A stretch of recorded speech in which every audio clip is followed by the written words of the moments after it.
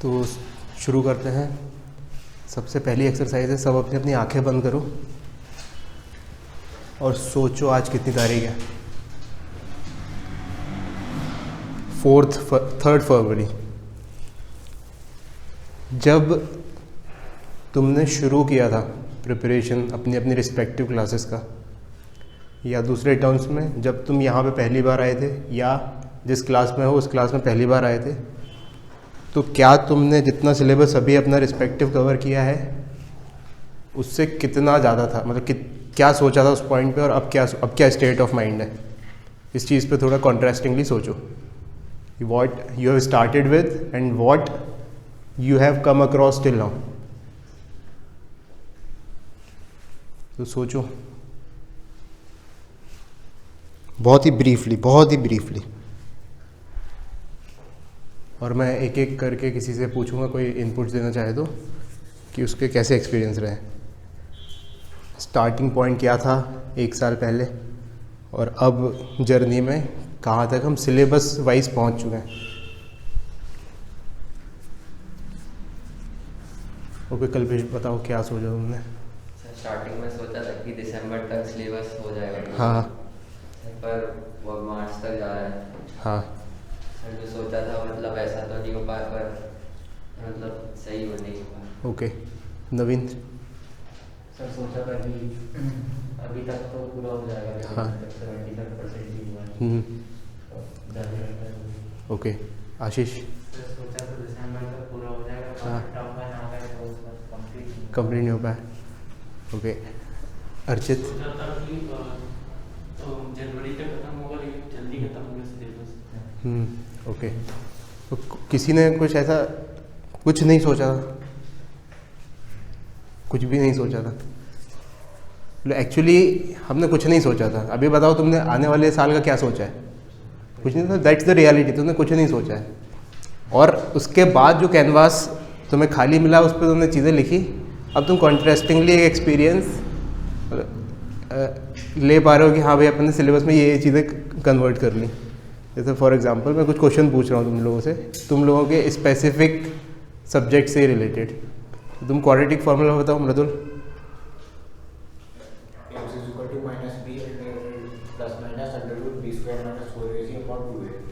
ठीक है, तो क्या ये क्वाड्रेटिक फार्मूला तुमने सोचा था कि ये मेरे सामने आएगा? नहीं सोचा था। तुम बताओ लेंस फार्मूला? नहीं, अब लेंस फार्मूला नहीं पढ़ा। Magnetic force of charge travelling with velocity v, Q V cross B. तुम बताओ AP का सम ऑफ nth टर्म। नहीं, तुम बताओ sum to nth term. n/2 a plus l. तुम बताओ nth टर्म।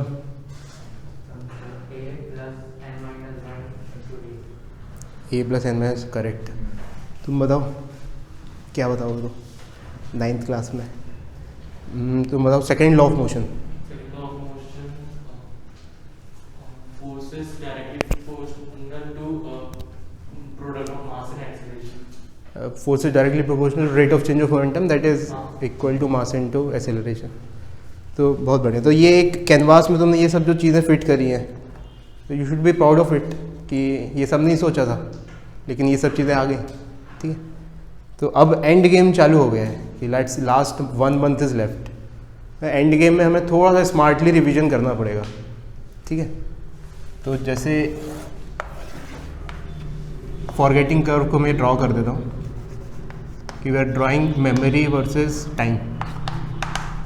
तो टाइम जब 0 था, जब शुरू किया था हमने कोई भी टॉपिक पढ़ना, तो फुल 100% उस पॉइंट पे हमें याद था, लेकिन वो फेड हो जाता है। लेकिन प्रॉपर टाइम पे अगर इसको रिवाइज़ कर लें, लेट्स से यहाँ पे रिवीजन कर लिया, तो फिर थोड़ा और बढ़ जाता है। और एक पॉइंट पे फिर रिवाइज़ कर लिया तो वो परमानेंट जैसा हो जाता है कि इट विल बी लाइक कि अब हमें हमेशा याद रहेगा। जैसे पाइथागोरस थ्योरम सबको याद होगी, लेकिन वो बस हमने 8th के सिलेबस में पढ़ी थी, उसके बाद तो बस उसको रिपीटेडली यूज़ करते जा रहे हैं। इट्स लाइक कि हम अनकॉन्शियसली उसको रिवाइज़ करते जा रहे हैं, इसलिए वो हमें याद है। एक दूसरे के नाम, तुम्हारा नाम जैसे नवीन एक बार पता किया, फिर बार बार यूज़ में आया, तो वो रिवाइज़ होते होते हमेशा याद रह गया। तो अभी हमें स्मार्टली रिवाइज़ करना है 1 महीने में। अच्छा, एक पॉइंट बीच में जो सर ने बताया था कि हमें उन चीज़ों पे ज़्यादा अटैक करना है जो ज़्यादा स्कोरिंग है। तो लेट्स अंडरस्टैंड दिस 80-20 प्रिंसिपल। क्या प्रिंसिपल है कि 80% एफर्ट से हमें 20% रिजल्ट मिलते हैं और 20% एफर्ट से हमें 80% रिजल्ट मिलते हैं। मतलब कि ज़्यादा चीज़ें करने के लिए ज़्यादा मेहनत की ज़रूरत नहीं है। तो जब हम पढ़ रहे होते हैं तब तो हमें अपना सब कुछ 80% लगाना पड़ता है, लेकिन रिवाइज करते टाइम हमें अपना 20% एफर्ट ही लगाना पड़ता है। तो अब तुम्हारा थोड़ा सा डेटा डिगिंग का काम शुरू हो जाता है यहाँ पे, कि प्रीवियस ईयर के जो पेपर्स हैं, जो तुमने टेक्स्ट बुक पढ़ी है, टेक्स्ट बुक अगर तुमने अच्छे से पढ़ी है तो शुरुआत में तो जैसे हमें कुछ नहीं पता था टेक्स्ट बुक पढ़ते टाइम, बट अभी हमें टेक्स्ट बुक पढ़ते टाइम एक चिल्ला चिल्ला के वो बोल रही होती है कि भाई ये इंपॉर्टेंट चीज़ है, ये इंपॉर्टेंट चीज़ है। वो अब हमारे दिमाग में पिक्चर बन चुकी है उन सब चीज़ों की। तो now we know that we have to attack at which point, किस पॉइंट पे हमें अटैक करना है। जैसे अगर एपी की बात करें 10th क्लास में, तो केवल 2 फॉर्मूले हैं। कौन से 2 फॉर्मूले हैं? एक है nth टर्म का और एक है सम टू nth टर्म का। इससे बाहर क्वेश्चन आना है क्या? तुम्हें भी पता है, मुझे भी पता है, एनसीईआरटी को भी पता है, बोर्ड्स को भी पता है, इससे बाहर क्वेश्चन नहीं आना है। तो क्या तुम्हारा होना चाहिए दिमाग कि भाई कम से कम हम इसको रट लें। वहाँ पे एन क्या फेरबदल करके क्या आएगा, या तो इसको वेरी कराएगा वो,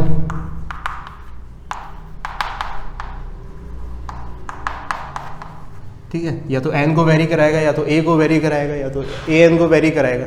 लेकिन अल्टीमेटली सबसे इजी क्या हो जाएगा हमारे लिए, अगर हमें ये याद नहीं रहा तो कुछ वेरी नहीं कर पाएंगे वहाँ पे।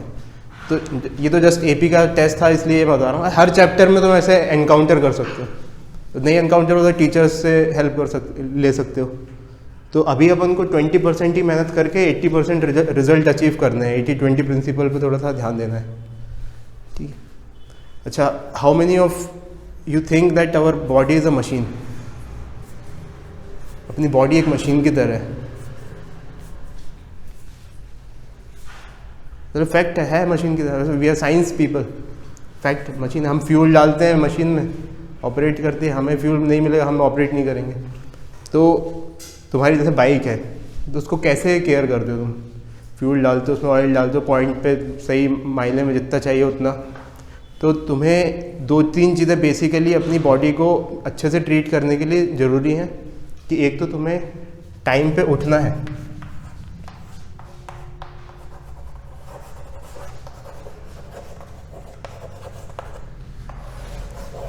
है ना। टाइम पे उठोगे तो अपने आप टाइम पे नींद आएगी।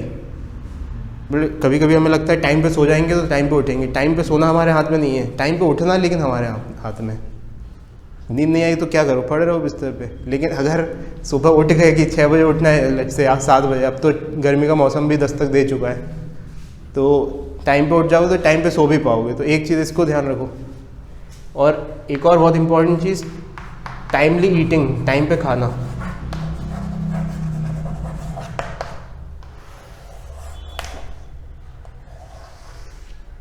टाइम पे खाओगे तो टाइम पे ही ऑपरेट होंगी चीज़ें। जैसे स्पेसिफिकली जो बोर्ड कॉम्पिटिटिव एग्ज़ाम की तैयारी कर रहे हैं, अभी तो थोड़ा सा दूर है एग्ज़ाम, लेकिन जैसे ही एग्ज़ाम के करीब पहुंच जाएंगे हम एग्जैक्टली उसी पॉइंट पे रिवीजन मॉक टेस्ट करेंगे जिस टाइम पे एग्ज़ाम होने वाला होगा। क्योंकि हम अपनी बॉडी को ट्रेन कर लेंगे कि हमारा दिमाग उसी टाइम पे ऑपरेट करेगा। उस टाइम हमें नींद नहीं आएगी, उस टाइम हमें कुछ भूख नहीं लगेगी, है ना। तो मोमेंटम डिलीवर होता है कि हम जैसे जैसे जो चीज़ें करते हैं उसी फॉर्म में फाइनली वो चीज़ डिलीवर होके हो जाती है। So we have to build the momentum. Fast bowler दौड़ के क्यों बॉलिंग कराता है, खड़े खड़े क्यों नहीं तेज फेंक देता वो? मोमेंटम जनरेट करने के लिए। हम साल भर क्यों प्रिपेयर, जाके एग्ज़ाम ही क्यों नहीं दे के आ जाते? क्योंकि मोमेंटम प्रिपेयर करने के लिए। एक हर्षित वहाँ बैठा है जिसने साल भर कुछ तैयारी नहीं की, एक हर्षित ये बैठा है, तो ज़्यादा बेटर सिचुएशन में कौन होगा? ये वाला हर्षित जिसने साल भर प्रिपरेशन किया।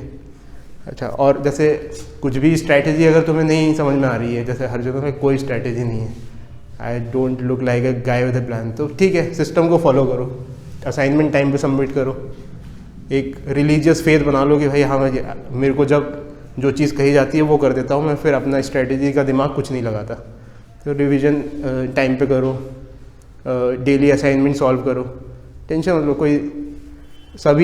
कोई किसी के पास कोई स्ट्रैटेजी नहीं है बहुत ब्रॉडर सेंस में देखा जाए तो अगर ऐसा लग रहा है कि नहीं स्ट्रैटेजी बन पा रही कुछ नहीं, तो सिस्टम को फॉलो करो, nothing to be worried about. और सबसे इम्पॉर्टेंट चीज़ to end with, take it day by day.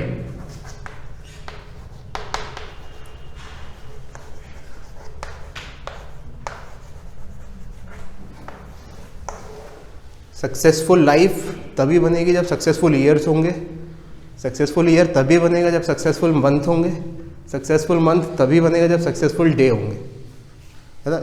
We have to confront to this reality कि बिल्डिंग ब्लॉक लाइफ का डे है। यही तो आज की लाइफ ही तो तुम्हारी सबसे रिवर्बरेटिंग लाइफ है जो तुम आज जी रहे हो, है ना। तो सेल्फ असेसमेंट सोते टाइम जरूर करो दिन भर का कि यार आज तुम अपने आप को मार्क्स दो घर जाके, जितना तुमने सोचा था उतना तुमने अचीव किया कि नहीं।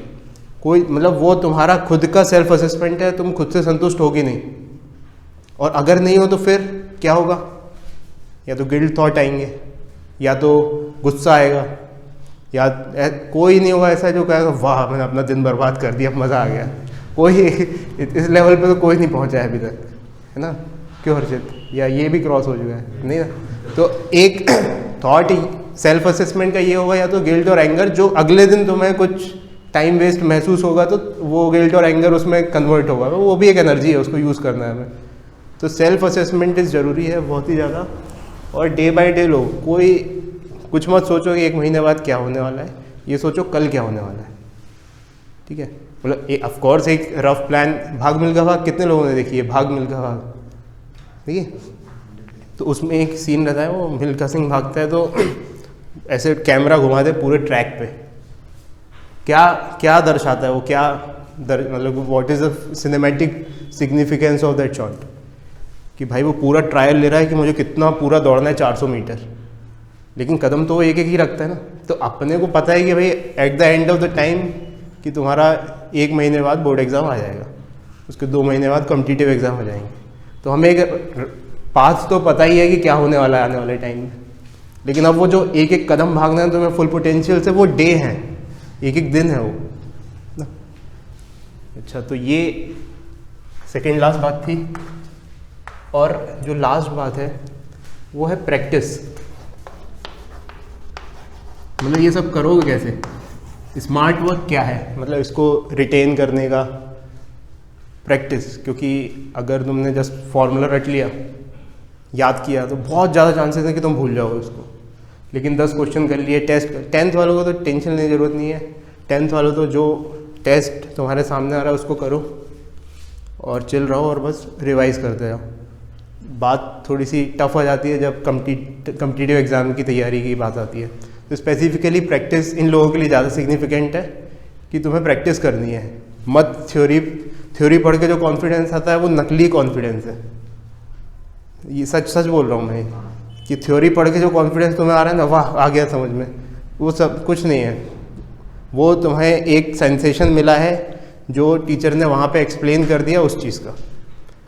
जैसे तुम सीरियल देखते हो, तो सीरियल देखा तुमने तो तुम कहानी के अंदर नहीं हो, तुम बस एक अप्रिशिएटिव थॉट में पहुँच जाते हो कि हाँ चलो भाई ये चीज़ हो गई, हम समझ गए, दिस इज़ द प्लॉट। लेकिन अब उस प्लॉट में तुम्हें अंदर घुसना है तो तुम्हें प्रैक्टिस करनी पड़ेगी। तो इंक्रीज़ योर प्रैक्टिस टाइम, बहुत इम्पोर्टेंट। और अगर एक फिगर दे दिया जाए तो तुम्हें 6 घंटे तो पढ़ना ही है डेली। 6 घंटे पढ़ना मतलब प्रैक्टिस करना है।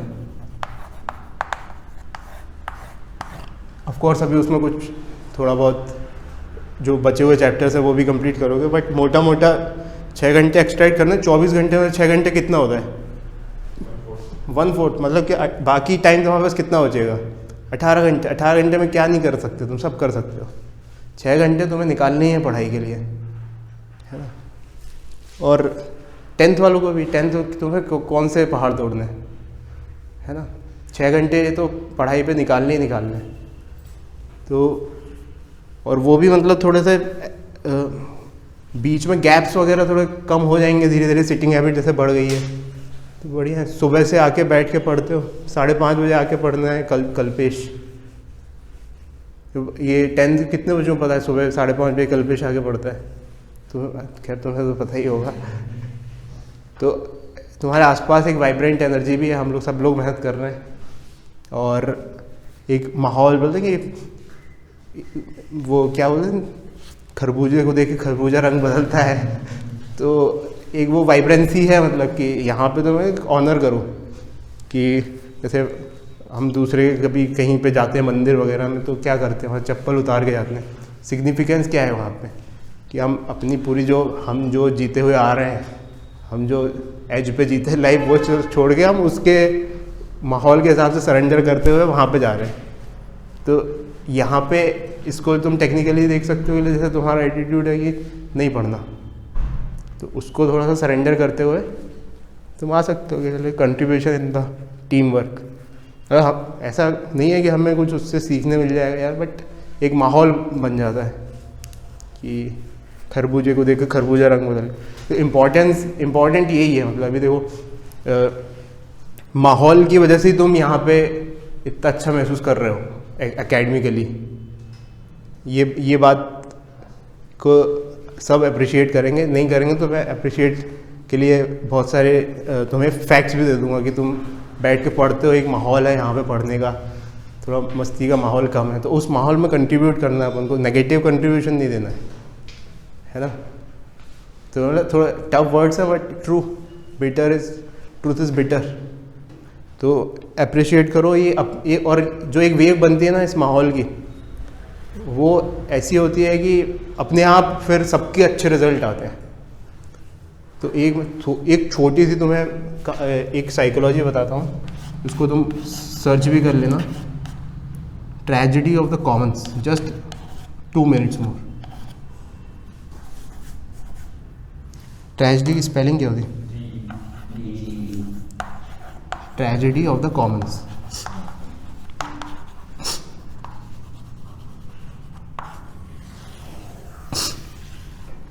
मतलब कहानी ये है कि एक कुआं है गांव में, तो सब लोग उसमें से पानी भरने लगे, ठीक है। तो अब देखा देखी मतलब सब पानी भर रहे हैं, तो एक्सप्लॉइटेशन शुरू हो गया कि एक मटके की ज़रूरत थी पानी की सबको, लेकिन किसी ने 2 भर लिए, तो दूसरे वाले ने फिर सबने 2-2 भरना शुरू कर दिए, फिर 3-3 भरना शुरू कर दिया। तो अब क्या हुआ, फाइनली पानी ख़त्म हो गया। तो अब सफ़र किसको करना पड़ेगा अल्टीमेटली? सबको। और ऐसा कोई नहीं होगा जिसने पानी पहले भर लिया उसको सफ़र नहीं करना पड़े। सिमिलरली अगर एक एक लोटा सब पानी भरते जितनी ज़रूरत थी, तो कितने लोगों को फ़ायदा मिलता, किस किस को फ़ायदा मिलता? सबको। तो ये कॉमन्स की ट्रेजेडी होती है। मतलब हमें लगता है ना कि अगर हम यहाँ पे बैठ के टाइम पास कर रहे हैं, तो वो वेव जनरेट होती है पूरी, तो सबको ले डूबती है वो। और हमें लगता है कि हम बैठ के बढ़िया सब अच्छी तैयारी कर रहे हैं, तो वो ऐसी वेव बनती है कि टोटलिटी में वो सबको ऊपर उठा देती है। तो इस बात को ऑनर करते हुए थोड़ा सा पढ़ाई पे ध्यान देना यहाँ पे, है ना। मतलब ये वो है, मतलब एक अवेयरनेस वाली बात है ये। तो जैसे तुम्हें पता होगा लास्ट ईयर तो बहुत 10th में बहुत कम बच्चे थे, उससे पहले जब इनका अक्षत से पहले वाला जो बैच था, उसमें 7-8 बच्चे, सबके पूरे 7-8 बच्चों में सबके 90% के ऊपर आए थे। ध्रुव के तक 90% आए थे। ध्रुव को कौन जानता है? तो अब कैसे आ गए? तो अब क्या है, माहौल बन गया, वो वेव बन गई, ऐसी वेव बन के आ गई निकल के। तो मतलब हम जो कर रहे हैं उससे हमारा रिजल्ट ही नहीं, सबका रिजल्ट डिफाइड करता है, और हमारा तो करता ही है फिर। तो तुमने रिले वाला कॉन्सेप्ट देखा होगा, हर्षित को बोल रहा हूँ मैं ज़्यादा स्पेसिफिकली। रिले रेस में ये तुम गूगल वगैरह पे सर्च करना, तो रिले रेस क्या होती है कि 4 लोग टीम में भागते हैं, कि पहले 400 मीटर एक भागता है, फिर अगला भागता है, फिर अगला भागता है। हाँ बिल्कुल। तो रिले रेस में हार कौन डिटरमाइन करता है? जो सबसे तेज़ भागता है वो डिटरमाइन नहीं करता हार, जो सबसे स्लो भागता है वो डिटरमाइन करता है ना। इनफैक्ट अपने काइनेमेटिक्स में पहले 11th क्लास में ये मैथमेटिकली भी देखा है कि अगर कोई 30 किलोमीटर पर आवर से जा रहा है और फिर 40 किलोमीटर पर आवर से जा रहा है, तो जो एवरेज आएगा ना, मतलब कि first half 30 kilometre per hour है और second half 40 kilometre per hour है, तो ऐसा माइंड को लगता है कि एवरेज आएगा 35, बट इट्स नॉट 35 से लोअर साइड आता है वो, तो इट्स द स्लोएस्ट जो डिटरमाइन करता है कौन सी टीम हारेगी। इट्स नॉट कि सबसे फास्टेस्ट डिटरमाइन करता है कौन सी टीम जीतेगी, इज़ द स्लोएस्ट जो सबसे मतलब मैथमेटिकली भी जस्टिफाइड है ये बात। तो अगर अपन को ऐसा लग रहा है कि भाई अपन नहीं कर रहे हैं, मतलब तुम्हारे कंट्रीब्यूशन से ज़्यादा ऊपर उठेगा पूरा सबका कंट्रीब्यूशन, ये कहना चाह रहा हूँ मैं। अगर तुम्हें लग रहा है कि मैं सबसे बेकार हूँ तो तुम्हारी रिस्पॉन्सिबिलिटी डबल हो जाती है कि तुम्हें 3 घंटे नहीं, तुम्हें 6 घंटे पढ़ना है ना। और इट्स टाइम, अब नहीं पढ़ेंगे तो कब, लास्ट मंथ है ये तो let's wrap up the session. Too much of a bitter talk after the spiritual talk. ठीक है, मिलते हैं कल।